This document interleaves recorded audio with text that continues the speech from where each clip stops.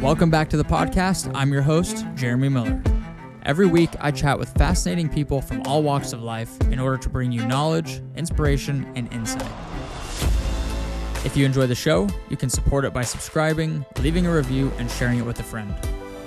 This is the Jeremy Miller Podcast.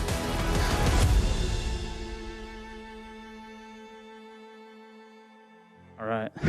Let's fucking go, dude. Nervous, not gonna lie. Bro, don't be. This is like our fucking normal chats. It's pretty much fucking podcast anyway. We're just talking, right? Dude, we're just chatting, bro. I want to try and treat it like just, Never get BTS. like a normal conversation. Bro, you know? I mean, I think But you we and just I have to be recording it. 100%. I literally tell people, like, that's actually how raw it fucking is. Right. Are we rolling? Yeah. Well, All right. I'll kick it off. All right, cool. This is rolling? Good? Let's fucking go, people. That might be how I start this, actually. Just rip it like that. All right. Dude, Matt Choi, welcome to the podcast, man. Glad to have you here. Dude, I'm super pumped, man. This is like a proper pod convo here. Well, this is the inaugural one, and when I was trying to figure out who was going to be the first guest, you were immediately the first person that came to mind because you were really like the main inspiration for me going all in on myself, investing in myself, in my personal brand. So, I mean, without you, we wouldn't be here right now. Dude, I appreciate that. I'm super humbled. And I think when we had our conversation close to probably 8 months ago now, it's been amazing seeing your growth and like the journey that you've been on. And I think anytime someone actually, takes feedback or takes advice and then runs with it and makes it their own, it's kind of what you've turned it into. And I think it's awesome to see. And I'm hoping that it's an inspiration for other people to see your journey and be like, damn, double down on myself too. I could do this, and it's been awesome. Yeah, I think that's one of the coolest parts about it is like you inspired me. And then now I'm inspiring other people, and then hopefully those people are inspiring others. It's just like this big chain reaction. And so I feel like somebody at some point inspired you. So I want to know like what caused you to go all in on yourself and invest in your personal brand and leave the corporate world or wherever you were at. Yeah, I mean, it was a mixture actually. It was an old teammate of mine. His name's Hakeem Valles, and he played in the NFL for a couple years. And after football was done, he had a kid and he started investing a lot into real estate and his own personal brand. But at the time when he was in the NFL, he didn't really take advantage of leveraging the NFL while he was building his brand, because when you're an undrafted football player out of a small school like Monmouth, you just want to stay on the team. By creating content like a Juju Smith, you kind of create this distraction where are you keeping the main thing, where football, like they just want you to be football players. They don't want you to build businesses. They don't want you to do things outside of it, right? But Hakeem was the first guy that kind of was like he always called me Choi, and everyone calls me Choi typically.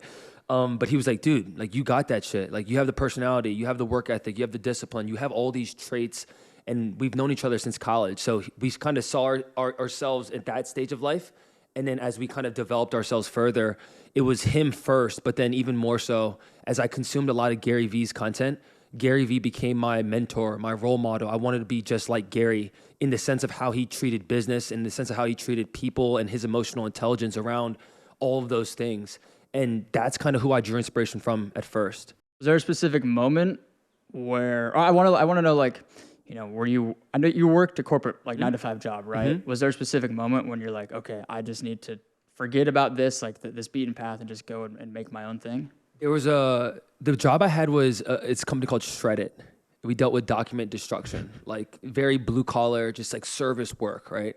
And the position I had was a manager in training, where basically they wanted to throw you in the fire of learning every piece of the business, whether it was the operations, sales, or like the actual service. So like those aspects, like it kind of like, it made me understand the full picture of how the business operates. And the biggest lesson I learned was you have to treating the CEO with the same level of respect as like a janitor. And in this case, the lowest level employee. Because I would go in the service trucks. I would work in the warehouse with low level employees, people that didn't have college degrees, right? And I'm over here sitting like, damn, I just graduated college and I'm over here destroying paper and having to destroy medical waste and all this shit, right? I think the moment for me that happened was I always was in like a growth mindset, even at that point in that job. After school and after football was done, I kind of lost my identity of like who I am as a human. Like, who is Matt Choi? With football's done, if that's not your identity anymore, like who am I as a human? And I think I was just going through my own like mental like anxiety and depression of like trying to find purpose in this world. And one thing I remember my uncle telling me, he's like, Matt, anywhere you are in this world, whether it's in corporate, whether it's in entrepreneurship or business or relationships or whatever, like there should be someone that's 5 or 10 years older than you that you're like, yo, I want to live like his lifestyle. I want to be a father like him. I want to be an entrepreneur like him. I want to be whatever, fill in the blank.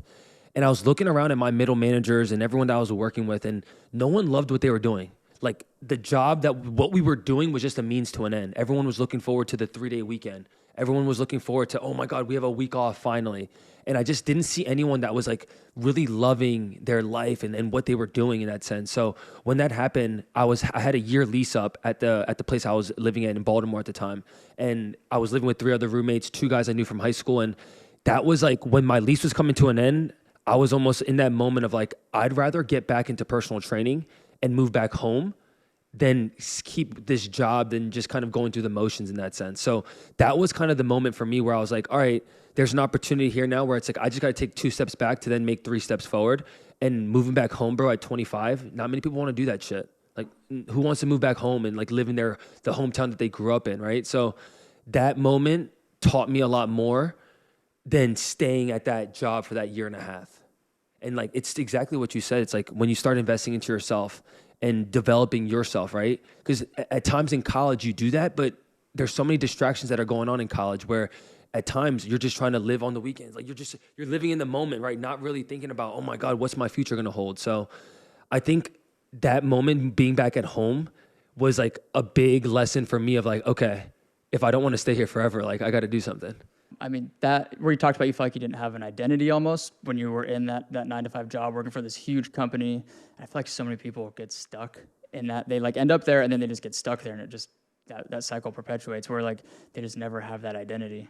Well, it actually makes a lot of sense because it's every human in this world typically looks for comfort and stability. It's kind of what we've been told, especially for me and my brother, like being raised by immigrant parents. Like they came to this country to give us a better opportunity. And what that opportunity typically leads to is, oh, go be a doctor, go be a lawyer, go be a dentist, because it's a high salary job, but you have to do a lot of school. But we've all been told like, oh, find the job that's safe. Find the job that has a good 401k. Find the job that is secure, right? But in that comfort, you never push outside of that, of your own comfort zone.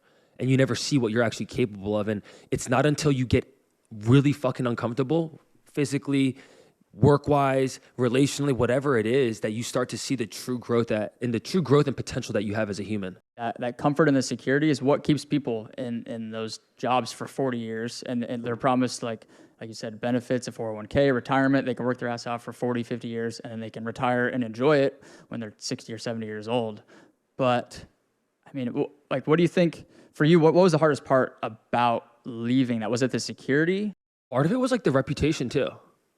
It's like, what are people going to think? When I tell you that, like when I worked that job, if you look back at 2018, I did not post anything on social media.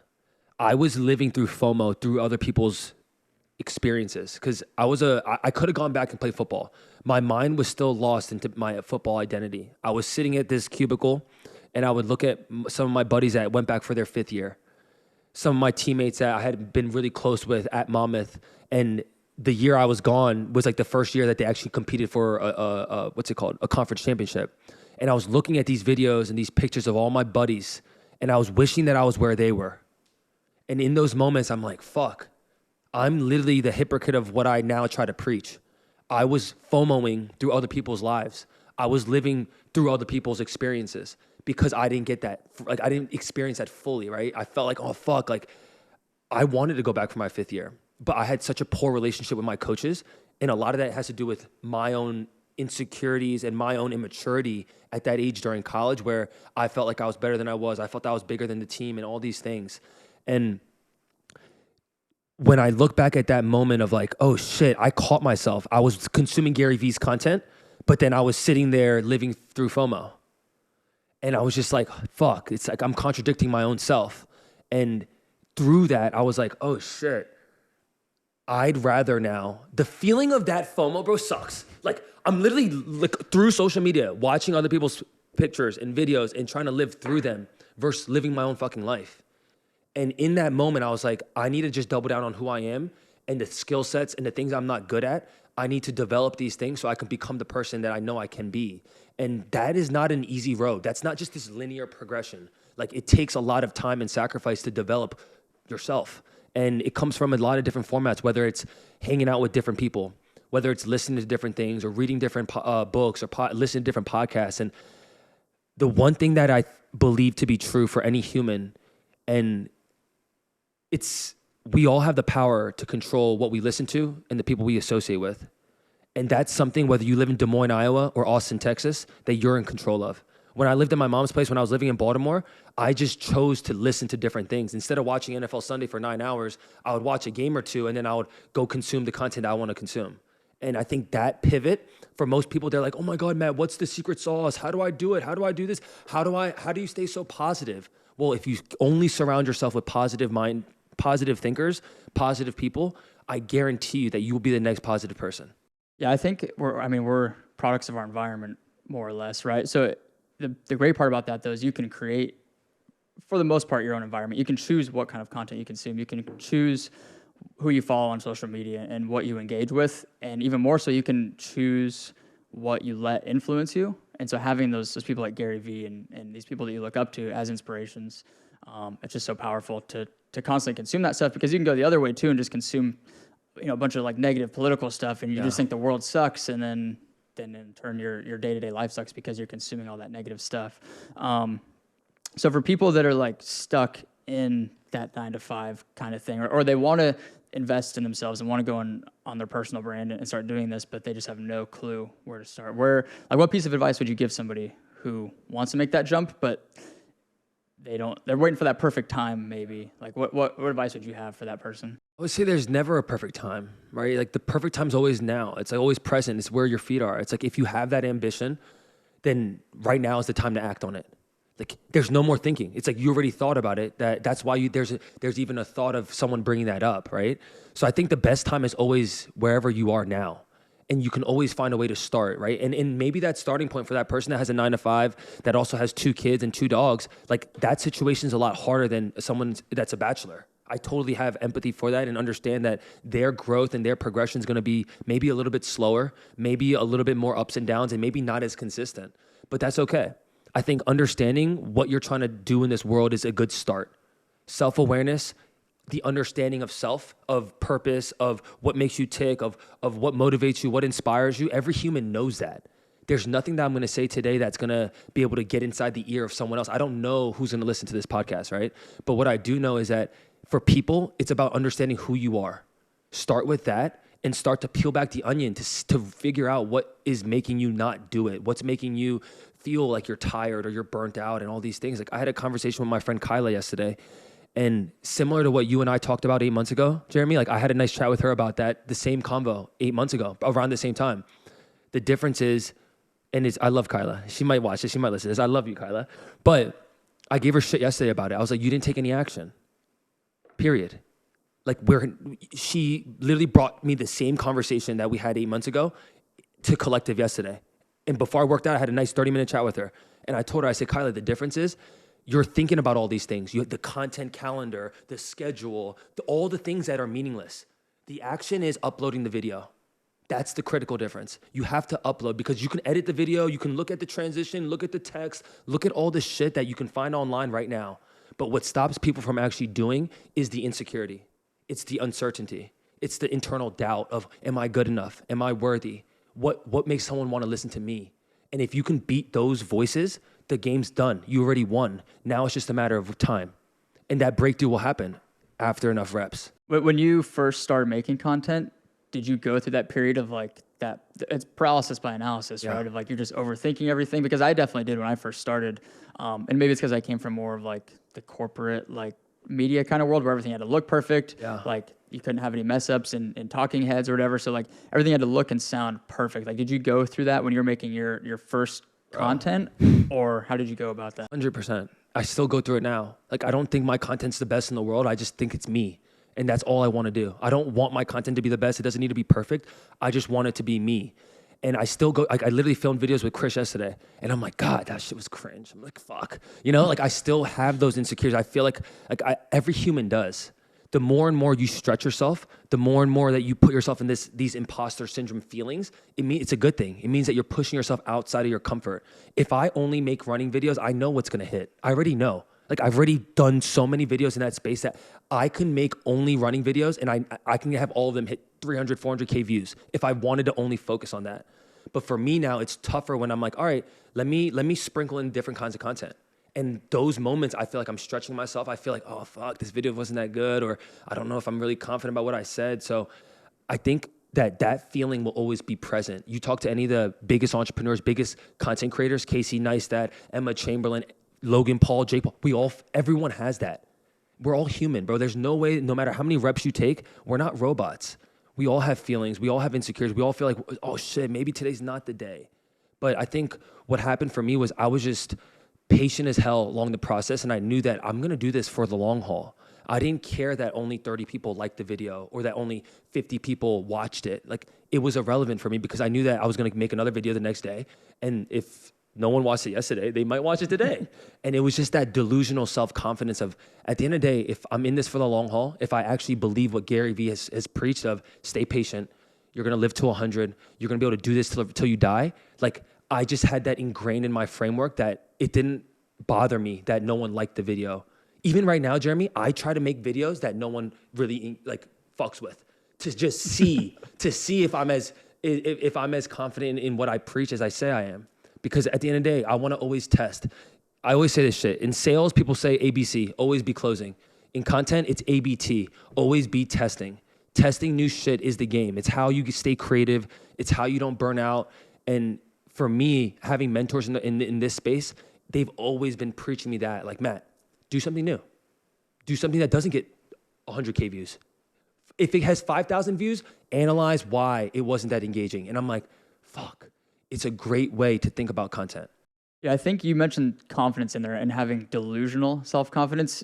I think that's what deters so many people. And that's what deterred me from doing it for so long, was because I'm like, I'm just some guy from this small town in Wyoming. Like, why should anybody on this planet listen to what I have to say? And like, I just didn't have that confidence. And then through the reps of like going out and doing like big running events, or, you know, doing things that over, you know, a day-to-day basis slowly started giving me that confidence. I felt like I could finally start talking about those things. But do you think that that self-confidence, like, where do you think that self-confidence comes from for you? Like, were you born with that, or is that something you had to learn and just like develop over time through putting all the reps in? I think it came from football first. And being Asian and playing football or being good at football is such an anomaly in its own right. So many times of me growing up, like me and my brother always been looked at differently, because when you're Asian playing a sport that's predominantly played by African Americans, you always have a chip on your shoulder. There needs to be a level of delusional confidence of like, I can compete with these guys. It doesn't matter what I look like or where I came from. So I think from football, I put in more than 10,000 hours of work. And if you talk about the outliers, Malcolm Gladwell, of what it takes to be a pseudo expert, I put in 20, 30,000 hours of work for football when it came to lifting, speed training, film, actual practice, and all the in-between of all the shit, right? So I knew for a fact that if I was able to do it in one thing, that I can take that same exact confidence, same exact work ethic, same exact discipline and accountability and all of those traits that athletes learn through whatever sport they play, and then put that into something else.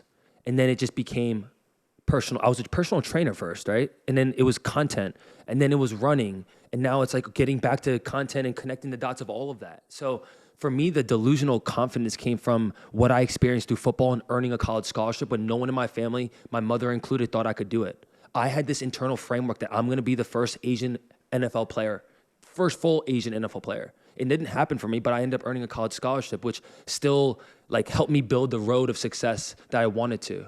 And even though I didn't get the end result, I think that's another life lesson. Like, you could put in all the work, you could put in all the time, you could put in all the sacrifice and dedication. And honestly, sometimes you still don't get what you want. In this life, you don't get what you deserve. You get what's earned, right? Just because you can train your ass off to run a sub 3 hour marathon, but that day you have to go earn that shit. You don't just because you deserve it, just because you worked your ass off, it doesn't mean that someone's going to hand it to you. And I think that's the biggest lesson I learned through football. And then it's translated into business, entrepreneurship, content, running, and all these things now. I think it's so easy to look at people like yourself, like you've got, you know, hundreds of thousands of followers and millions of views on all these videos, and somebody who's never posted content, be like, I'll never, say they post something and then it gets 50 views and then they give up because like nobody's watching this. What's the point? I think that comparison, it's the saying of comparison is a thief of joy, right? Like if you are constantly just looking at these people that are further and further ahead of you and looking at it with a negative mindset of like, oh, they're so much further ahead, I'll never get there. Like it's such a horrible mindset to have because that means you're not willing to put in the reps to get there because that person, it's not like they're an overnight success. It takes 10 years to become an overnight success and continuously, like you said, the 10,000 hours of working on it. And so you talk a lot about like creating versus documenting, which I think comes from one of your inspirations, Gary Vee. Yeah. Like on a day-to-day basis, how do you kind of navigate that creating versus documenting? Because it's not, I think the line is blurred between the two sometimes. I agree. So like, I want to know how you navigate. I think those two. now it's interesting because I think every creator goes through different phases of content and like different phases of their business as well. Like it was a lot easier for me early on to just document everything, right? From what I was eating to how I was training people to the workouts that I would do and all these things. Because I didn't really, once again, I was throwing pasta on the wall, right? And I think as you do that, you build the reps and build the muscle of creating content, which is awesome, and documenting your journey. But I think now where I sit, it's like when I'm getting hyper-focused on a business venture or something specific, then I'm getting a lot more intentional with the type of content I'm creating. So it becomes less of documentation. It becomes more creation of like, hey, this is the video. This is the hook. This is the meat and potatoes. This is the call to action. And I know what I need to say, what I need to hit on to make that video resonate with whoever's watching it. But I think what I do now is in my long form content, I just try to document my day, whether it's in a day in the life or whether it's just showcasing and bringing people along the journey when I go train with an Olympian or train with an Ironman or whoever it is, right? It's easier for me now to vlog a lot of my documentation because it's one, people are now actually like feeding into the long form content for me. And it allows me to also humanize myself and showcase that, hey, I'm still learning. I'm not the best at what I do. I'm still out here trying to educate myself and take tips and tricks from other people, right? So I think the fine line between both is that when you're starting out, everyone's like, oh my God, what's my niche? I don't know exactly what I'm going to talk about. And that's the punchline. You don't know it yet. So you should document your journey, document the coffee shop you go to. What do you get at the store? What's your makeup routine? How do you get ready with me? Like document everything so you can see what sticks with your community. And I think that's been the biggest lesson is like, as humans, we're always evolving. As creators, we're always evolving. And same thing with brands and businesses. And if you stay stagnant with what you've been doing to get you where you are, the next person or your competitors are if they're always pivoting and they're always adapting to their environment or adapting to new technology, then you're going to stay very stagnant. So I think for me, it's always been, all right, like what's happening in culture right now? What's happening in pop culture? What's happening with these platforms? And how can I adapt my content to make it fit and to make it resonate with the community? I think the documentation is what gives it the longevity, right? Because if you're creating, a lot of times you're just following trends or you're following what other people are doing because like if you have to manufacture something every day, like one, it's not authentic, it's not relatable, and you're most likely just copying somebody else. And so that I think that the documentation side, as opposed to creating, is what makes it authentic and genuine content. Like there's so many people that I follow and they have the consistency game down where they post every single day, but they don't grow. They're not like providing any value. And it's probably because they're focused more on the creating rather than trying to just document. And again, it just comes across as not authentic or genuine. Is that something that you really focus on? Obviously, it's just like being your most genuine self. And that's where the originality comes from, right? 100%. I mean, I think the biggest compliment I can get, there's always two things people always say to me is, dude, you're a lot taller than in your videos. I'm always like, I guess that 0.5 angle, it just like it creates that illusion. But then the second thing is always like, dude, I've seen a lot of creators where like I meet them in person and they're not really like what they're like in like on their videos, you know, like it's like always that disconnect. And I think when people tell me that, I'm like, one, I'm super humbled that anyone even has the audacity to like come up and say hi to me. Like it's super humbling. At the same time, it's like anytime someone does that, like I remember being in those shoes and seeing a Gary Vee, seeing a Nick Bare and being like, oh my God, that's him, you know? So in those moments, I just try to be as present with whoever's right in front of me. Even though I know there's all this other shit happening internally, there's things happening with my internal team, whatever it is, wherever I'm at. But I just try to stay super present with whoever is right there in front of me. And I think to your point, That's my whole goal. I think everyone tries to follow trends or follow the fancy TikTok dance when in reality, just be who you are. Because at the end of the day, that is something repeatable. You don't have to follow a script or buy a course or buy a book on how to be you. No one else knows how to do that shit. So if you can lean into your authenticity, if you can lean into like genuinely like who you are and what you're about, it's always a repeatable strategy because it's evergreen. You're always going to be evolving. You're always going to be developing your skill set. So I always think about content as like, what's repeatable content? What content can you do? Like the what I eat in a day videos are great content because it's repeatable. You're going to train for a 20-mile run, half marathon, whatever the distance is, but it's engaging. And that type of content is proof that it's repeatable content, but it's nuanced every time you do it. When you were trying to, find your niche or, find your purpose within the content space, what led you to running? Was it just obviously you're not just a runner, like you do all things within fitness, but is that just a byproduct of like you being yourself, or did you like intentionally seek out running? Because you were never historically a runner, right? Yeah. So it happened during the pandemic. So I was living at my mom's house at the time, and I was a trainer. I got laid off as a trainer because every gym in Maryland got shut down.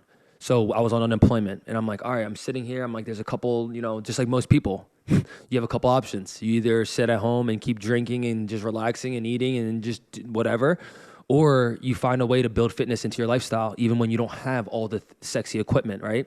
So I had my neighbor install a pull-up bar in my mom's garage out of a PVC pipe. And then I was reading Can't Hurt Me by David Goggins. Good one. And that book changed my mindset. To your point, Jeremy, like 2-3 years ago, I wouldn't have volunteered to run a marathon. I wouldn't even fathom. I probably couldn't tell you how long that distance even is. But my story, and I think what's helped me along this journey is that it's a story that's relatable for a lot of people. Doing things that are uncomfortable is what a lot of people aspire to do. Very few people do it. And I think for me, when I was documenting that journey of first marathon, cramped at mile 18, full body cramps because I didn't bring any nutrition or any hydration, just running like an idiot. Then I was doing the Goggins challenge, 4 miles every 4 hours for 48 hours. And I was doing these challenges that were obscene that people couldn't fathom. And 4 months ago, I just got into running, and they're like, how the hell is he doing all this shit? And I just got obsessed with this pursuit of challenging myself. And that's how I found running. It was all through the pandemic. It was because there was nothing else I could, there was not as many no friction hobbies that I can do. Like, I love running because it requires very little. A pair of running shoes and a good attitude. And you do that, you can go as far as you want, as short as you want, whatever it is, but you can do it.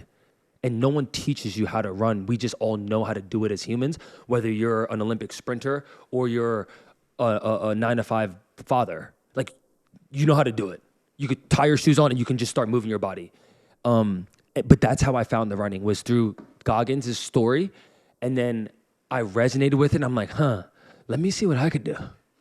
That's how I got into running as well. For the most part, is just I found Goggins through Joe Rogan's podcast, bought his book, read it, got fired up. Want to run through a wall, like how you feel after you read some Goggins stuff. But I think that mindset of just wanting to challenge yourself and constantly get out of your comfort zone, that's the moral of the whole story, right? Like, that is, no matter what it is that you decide to do with your life, as long as you're constantly doing things that are uncomfortable, because that's where all the growth is, right? Like, you're not gonna find any growth sitting on the couch watching Netflix. Like, you're not getting any better. And so trying to find things that are uncomfortable and that are gonna hurt mentally or physically, and just do those things that put stress on your body and that, again, get you out of your comfort zone. In your mind. Yeah, more than anything is the mind, right? Because that bleeds into everything else in life, not just physical fitness, but your mental fitness, like building a business or your personal brand, or when inevitably shit hits a fan in life, like, you're mentally prepared for that because you've gone out and run a marathon or the 4x4x48. Yep. Is that kind of like the approach you take to running now, is like using it as a tool to build that mental fitness? 1000%. People always ask me, like, how do you stay so positive? Like, what is a bad... My buddy Aaron Alexander, he asked me this question. I was like, oh, shit. I really thought about it for a second. He's like, Matt, how do you stay so positive? Like, what does your bad day look like? And I really thought about it for a second. I'm like, oh, shit. It's a really thoughtful question. I think about those moments where I'm like, oh, shit. I've ran 100 miles before. I've ran a 50-mile race before. And in that pain and in that torture, that self-torture that you put yourself through, you find yourself. And you start to have more gratitude and perspective of what is stress really? Like, is losing out on a brand deal life-breaking for me? Is losing out on a client or losing out on, or a video not going viral, is that daunting for me? Is my life gonna be detrimentally worse because of it? At the end of the day, it's not. So even when shit happens to me, the Houston Marathon and all these things, like internally of just like, all right, now you're having all these external voices and opinions talking badly now, actually talking negatively about me, myself and my brand, right? And the thing I was most proud of about all of that is I was sitting on an airport going to go meet up with Mark Bell. And I got an email from Nike and Dick's Sporting Goods saying, Matt, stop posting, or they just said, hold off on posting any content around the race, around products, around the brand. And in that moment, I was literally read that email. I didn't respond.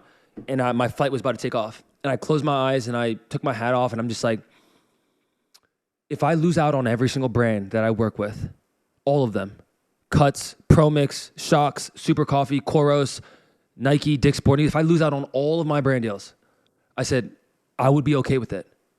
And I would come back from that opportunity like a phoenix coming out of fire. You know what I'm saying? Like, I just had this internal belief that, like, even though the narrative of the story that that person wrote from Marathon Investigation, I just knew in my heart that it was not my intent.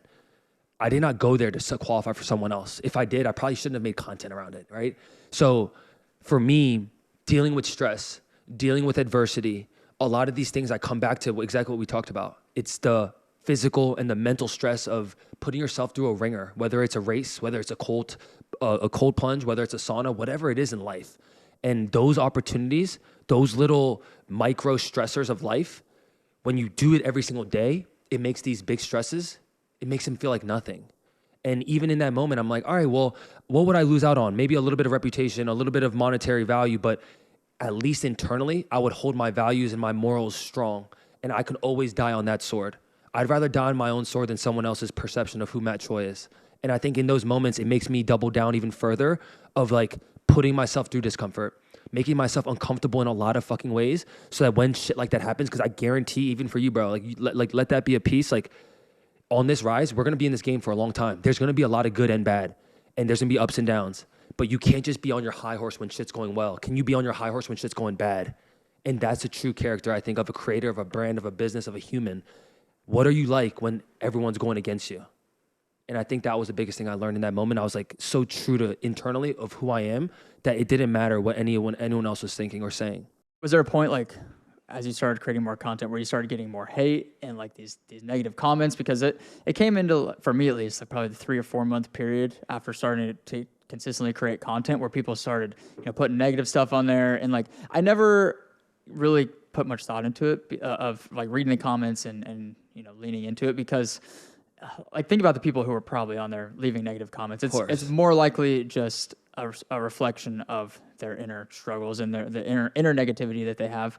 But like, how do you go about? Do you read comments on your posts, like, or how do you deal with like some of the negative stuff, or when something like that pops up, like the whole Houston Marathon thing, like, and you have brands telling you these things to stop? Like, how do you?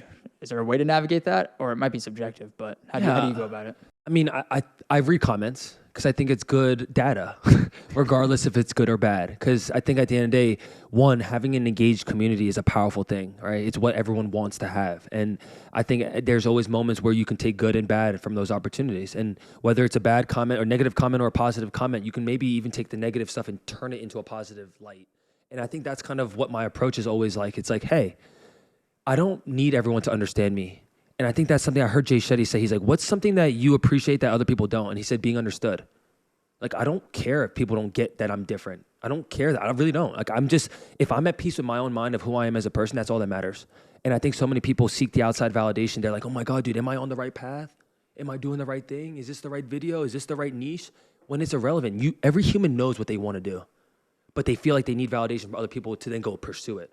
So I think for me, when I see those comments, when I see those things, to your point, it goes to the Gary Vee thing of people that leave negative comments are in a bad place. So if you have empathy for those people, it's like, all right, damn, they really watched this video and they felt some type of way to leave this type of comment. Or in this case, they read an article, whether it's true or not, And they were like, this guy's a fake, he's a fucking fraud, and all these things. And it's like, oh, shoot. And I actually understand why. Runners probably don't like creators like you and I, because at the end of the day, we're entering their space and we're making running dope. Other runners that are dope as hell, that are fast as shit, they don't make running accessible or fun for other people. People like you and me, people that are in this space that are coming up now, that are just sharing their journey, are making this sport what it is. You talk to any race director, Jack Murray's a great example. He's like, Matt, at the end of the day, the people that are so upset about what you did, they're sitting on their couch looking at what you're doing, wishing that they can work with Nike, wishing that they can do X, Y, and Z. So at the end of the day, for us, it's about making this sport more accessible to people that are not runners. And that's what you and I are doing in the current state. Runners just want runners to be involved. They don't want Joe Schmo, person on the couch, to get into running. So it's one of those things where it's irrelevant what people are saying, as long as you're clear in your own head of, what am I trying to do? What's my purpose? Like, am I trying to make a positive impact? And if you actually know the answers to those questions, you're not gonna be able to please everyone in this world, so you just shouldn't try to. I think that's one of the best parts about your content and my content is like, neither one of us are elite athletes. Like, we're not running Olympic trials qualifying times for marathons or winning races or anything. Like, we're more or less just these average guys who got into running, got into fitness, and are just documenting our journey. And I do get like a lot of, I would imagine you get a lot of the same shit of like, who are you to like talk about this stuff? And it leads to imposter syndrome, because you're like, I know. I'm like why? Am I credible? Right. Like, why are the people listening to me? But again, it's just showing your process and your journey, which therefore hopefully inspires other people to, go out there and think, I might not be an elite runner, but I can go try and run my first half marathon. Who gives a shit what the time is, right? That's the whole point of it, is to put yourself out there and be relatable and hopefully inspire other people. There's two things there. One, I love this saying of like, there's someone out there that's less credible than you are, that's monetizing, taking advantage of it. So you have every right to do it, period. Then the next thing is the Hormozy thing of, instead of saying how to run a marathon, how to do this, how to do that, we just say how I do it. This is what I eat. This is how I train. And that's a lot less preachy of this is the right way. The funny thing about marathon training and running and all these things from these experts, people act as if there's like a one-stop shop of like, this is the right way to do it. You will ask anyone that runs a marathon or even coaches, every plan does not work with every athlete. You need to make plans individualized, just like a diet.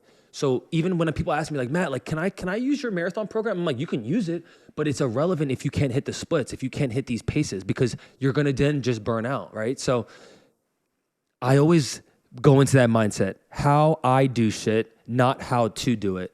And it'll help someone that's a creator right now to not feel like they're preaching their message. It's just sharing your journey, and that's it.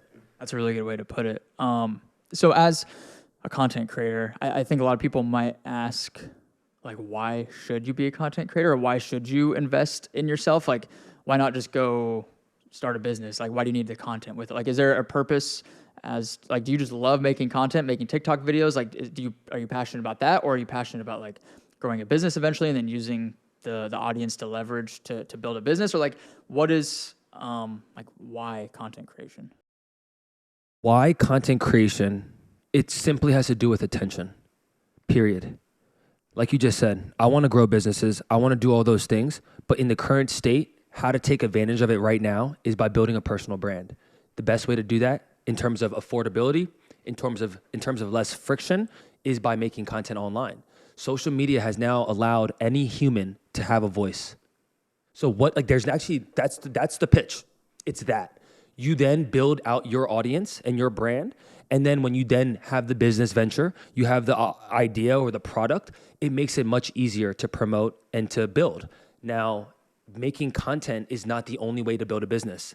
It's very simple, because you can go to a VC, you can go to get capital, there's many ways to build a business. But in terms of to actually do it for a small business or someone that is aspiring to enter this space, this is the least amount of friction to do it.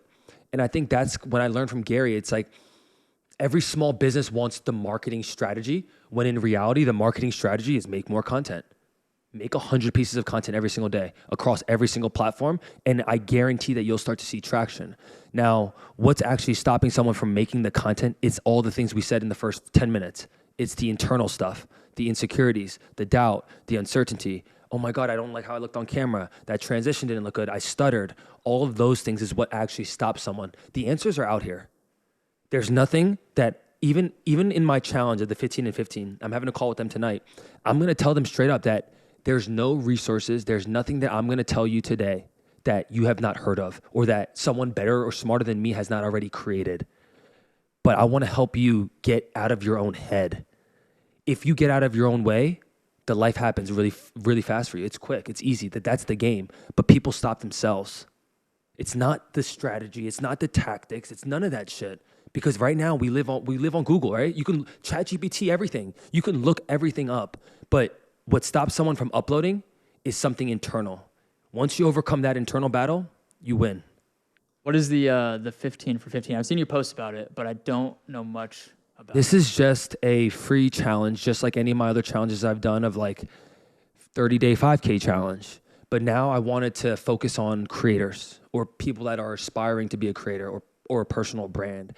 And for me, I find so much passion in having these conversations. Like what you and I chatted about 8 months ago, we just had a free convo. It was just like game. We were just chatting. To me, those moments are what I appreciate the most because I got it from Gary and I got it from free resources. So for me, it's like I have all this abundance. I have this framework and I think the world is huge and everyone can win. So I just want to give game back to people. So the 15 and 15 is basically a content challenge where I'm challenging people to make a video every single day in feed, whatever they want to talk about, makeup, fitness, running, content, whatever it is that someone's interested in. It's helping them overcome the internal stuff to then turn this into a potential business. And obviously in 15 days, there's no one is going to just magically get 1 million followers in 15 days. And I'm sure people can understand that. But I want to take what I've learned in 3.5 years of working with all the brands I've worked with, creators, and all the things I've done, but package it into this accelerator crash course of, hey, this is what I would want to have learned the first year of making content that I'm going to give you guys in 15 days.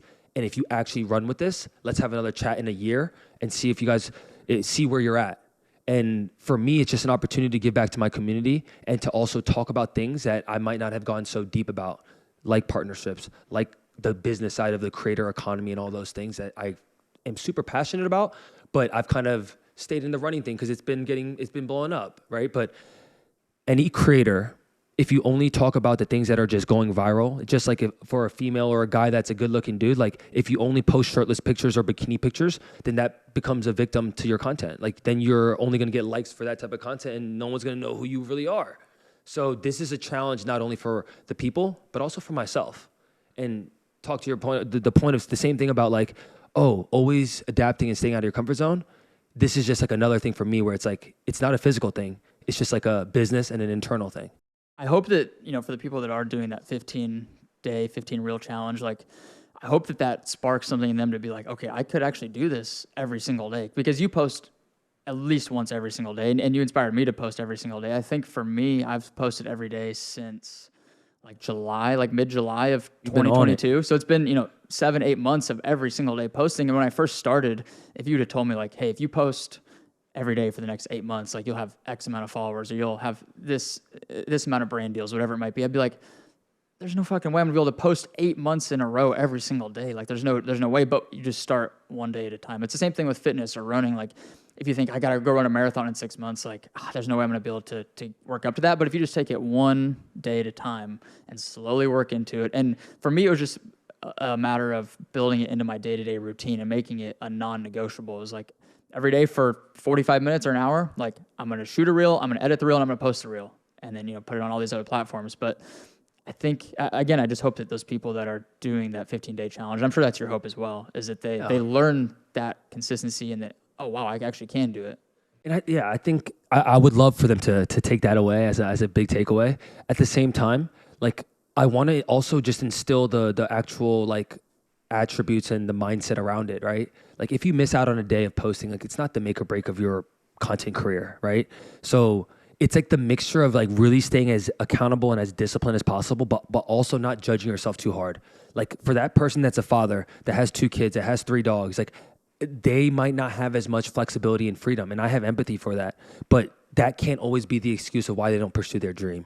Because if they do, if that becomes the conversation, then it's always going to be regret and spite to their family of, oh my God, I couldn't live out my passion because I had the family, because I had this, because I had that, right? So I think for people, it's more, you know what I'm realizing, Jeremy, is that I had a conversation with my mom on the run this morning, and I'm like, even more so than the tactics and the content stuff, it's actually the mindset. And I find myself, it's a 15 and 15 content challenge, Jeremy, but in reality, it's really just a mindset practice. Can I actually help someone find themselves along this journey and talk about their truth, talk about their passions and their insecurities and the things that they want to pursue in this world? If they can actually develop the discipline, the persistence, the patience, those are the ingredients for success in this space. And the people that want the short-term shit, dude, I need to grow in 60 days. What's the crash course? Those people will end up losing in the long run. So for me, it's like, I want to instill the practical attributes that are required to be a good creator and an entrepreneur. Powerful, dude. I heard this quote this morning that said, true hell is when your current self meets the self that you were supposed to be. And meaning like having that regret or living with regret and like never pursuing those dreams or making that jump to go into your content or go into your business or move across the country, whatever your aspirations are. Like, I think for me, that's an internal thing that I have of, I don't ever want to have that regret. I want to be 80 years old and be like, okay, I lived the life that I was supposed to live, not the life that like everybody else told me to live. And I think that that's a thing that so many people fall victim to. They just live this life that society tells them to do, even though internally they know that they want to go do these big, powerful things, but they lack the confidence, or they I think that's usually what it comes down to, is the confidence. Patience too, of just That like too. we live in a world of instant gratification.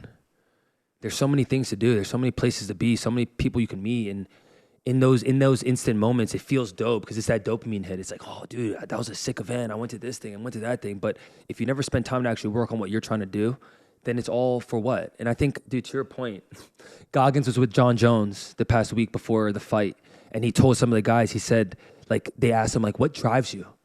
And Goggins has said this before, but I haven't heard him say it in this way. But he's like, I want to beat the charts. When I go to heaven, I want to prove to God that this couldn't even be believable, that a man that used to be 300 pounds 2 times could then go run an ultra, then be a ranger, then be a SEAL, then be this, then be that. He's like, I want to outbeat all of the potential charts, and I want it to be so unbelievable that a human can do all of this shit. That's what drives him, even at his age. And then, dude, there's this fucking quote yesterday on this pod. Someone was like, I want to live a life that's worthy of a book. People actually, if you can actually contextualize what that means, to live a life that's meaningful enough that it'll be written and people can be inspired by, that's a life worth living.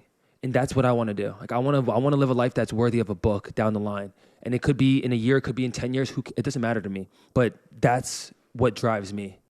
Yeah, I think the best part about that is anybody can do that. Like, there's not one person out there that doesn't have the potential to go and do that. And I think me and you are both perfect examples of that, of like, we're just average people that made the decision to go all in on ourselves.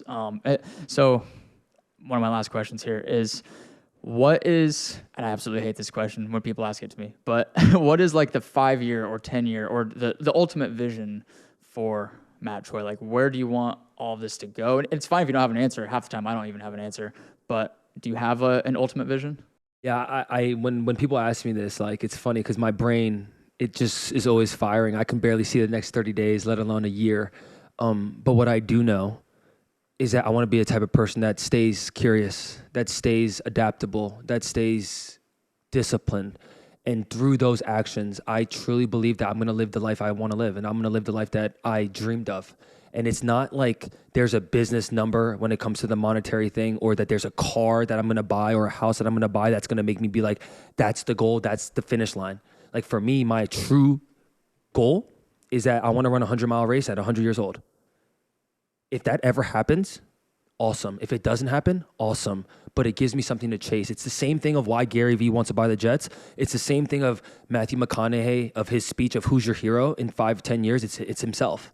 And I just want to continue to adapt and show that you can change as an adult. You can change at 25. You can change at 55. Literally, bro, I had 3 business ideas in the past 2 weeks, and I dumped 2 of them, and I'm like, I was gung-ho about these 2 ideas, and I'm like, we're gonna freaking run with this. And then I'm like, talk to a mentor, and he's like, Matt, maybe you should reconsider. I'm like, you're right. And I just dropped it like it was nothing. So for me, it's just about, one, I wanna do shit that just lights me up. And in the current state, it's always about finding new things and staying curious and seeing what Web3 is gonna be like and how I can make noise in that space. Because right now, the game is social media. That's how mature the internet is. But in 5 years, you and I have a conversation and we can be in VR, AR, Web3. Like, there's so much new shit happening, and it's not in our current state yet. But that's my answer. It's to just continue to stay curious, and along that journey, I think I'm gonna achieve a lot of the things that I want to achieve and things that maybe I can't even see, Jeremy. The thing I love about 100-mile races and races in general, or the unknown, is that you don't have the answers. But as you stay on this dirt path, over time, you'll figure it out. And that's been my journey of running, content, business, entrepreneurship. And I'm just gonna continue to do that until I'm 6 feet under. I love that. So the ultimate goal there, well, part of it is to run 100 miles at 100 years old. And inspire people along the way. Right. Yeah, I think that's, I struggle with this question all the time of like, what is my ultimate goal? And I think you hit it right on the head of just stay curious every single day. Like, I might get into jujitsu. I might get into, I don't know, yoga, whatever it might be. Like, just try everything. And I think that's one of the biggest pieces of advice that I tell people too, is to, if you don't know what you want to do, just try everything. Like, try running, try lifting, try CrossFit, try cooking, whatever it might be. Like, you're never going to find out what you love or what you're passionate about if you don't try all these different things. The quickest way to find out what you want to do is to find out what you don't want to do. Man, well, appreciate you coming on, dude. Dude, this has been so much fun. This is, I'm excited to see the savage list of guests of people on this podcast. This one's going to be tough to top. I'm sure you'll quickly find someone that can top this one. Appreciate you coming on, man. It's been a pleasure. Always, bro. All right. Boom. Thank you so much for tuning into the show. If you enjoyed this episode, please make sure to subscribe to the channel, leave a review, and share it with a friend. We'll see you in the next one.